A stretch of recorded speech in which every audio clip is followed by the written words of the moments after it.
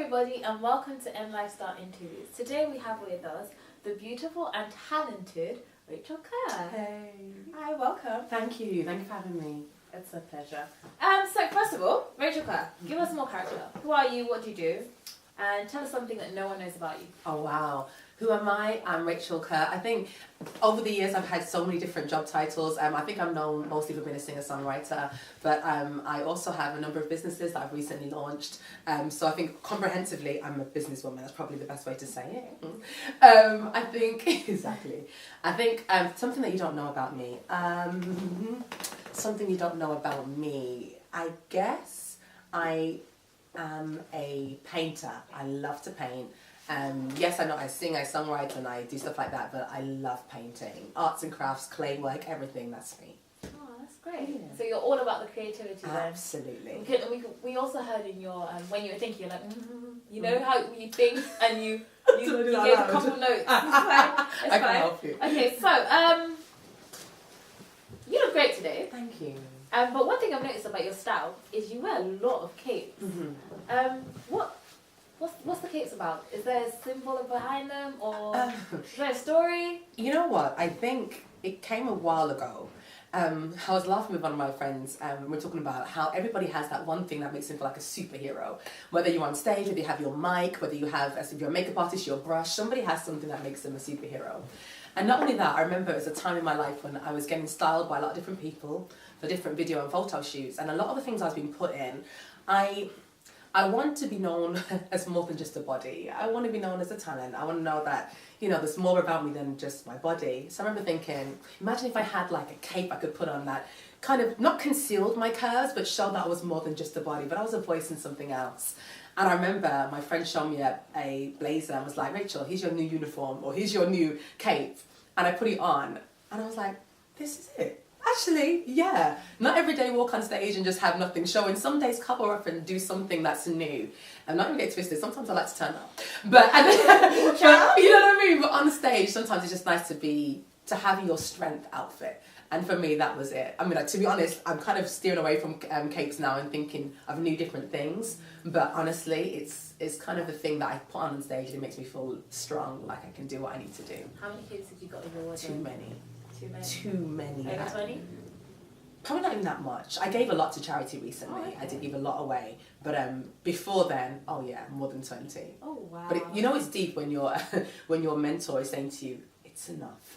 Like, calm this cake thing down. It was everywhere I saw you over the past 2 years. I was like, yeah, Rachel's in her... Okay. It's okay, it's Rachel then.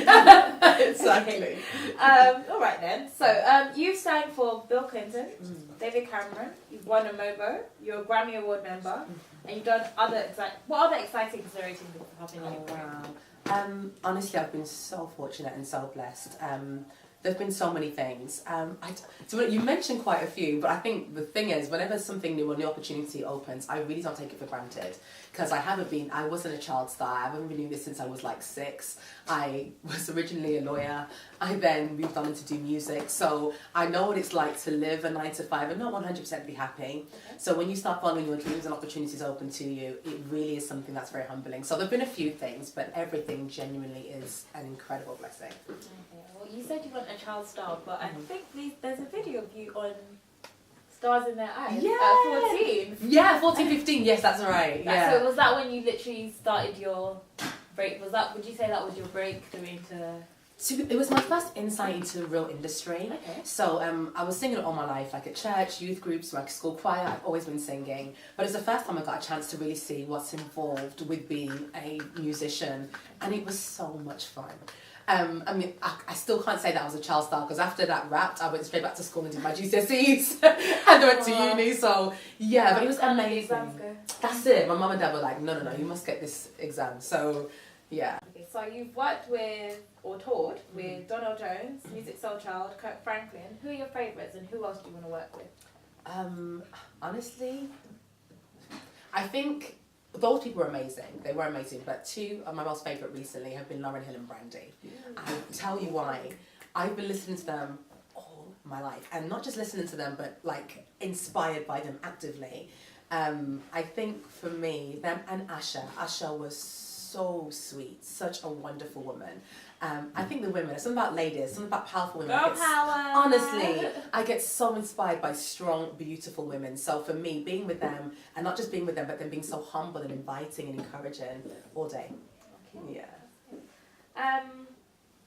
How would you describe the general gospel culture in the UK, or across the world anyway? Because you've toured a lot of places, obviously, Yeah. so you know. The gospel culture in the UK. I think up and coming. It's amazing because over the years I've been able to really embrace what it is to be an inspirational artist. And that will mean singing soul, R&B, gospel, music of black origin. And what's amazing about the gospel industry in particular is that it's not going anywhere anytime fast. Just like many different genres. But I've always been somebody who found inspiration and strength within it. So for me, seeing it in the UK coming up is great. But it's different everywhere you go. Do you have any UK favourites? I do. I have so many, and it's going to sound really old school, but the people that I listen to are people from really back in the day. So there's obviously my dad. You'll tell me if I don't say that, but my dad. There are people who have been, even someone like Philippa Hanna, who's been singing for a while, and I love some of her inspirational songs. Like when you listen to them, it's not necessarily evidently gospel, it's more inspirational, but at the same time, the message is undeniable. And there's so many more. But you know, when you get put on the spot, you're like, who can I pick? But the first person who came to mind was Philippa Hanna, and I did a show with her recently. She's cool. Okay. So we wanted to know, what's your take on the whole Black Lives Matter? Wow. The Black Lives Matter movement is one that I think it's been newly resurrected, but to be honest, it's always been there. Yeah. And I think it will always be there until we get the justice and the representation that we deserve. One thing I remember saying is throughout history, there's always been a collection of people who have been endowed with greatness. And it's undeniable. I mean, there's certain genres that people love, there are certain people that people just are drawn to. And whether it be culture, whether it be music, art, sports, there's something about Afro-Caribbean people that we are blessed with so many talents, evidently. But whenever there's a group of people who have been endowed with such greatness, there's also affliction. What's crazy is that we're sitting here in 2016 and we're still speaking about justice for all people, specifically black people, knowing the history we've had, still being in the situation we're fighting for something that we should intrinsically always get. It's annoying because I feel like we're seeing so much of what's happening because of camera phones. Yeah. What on earth was going on before we had these things to show the public how much we're under oppression? It's something that honestly when I speak about it, I do get a bit hot and passionate about because I know how you feel. I have 3 brothers. My husband's a black man, my father's a black man, and all these people mean so much to me.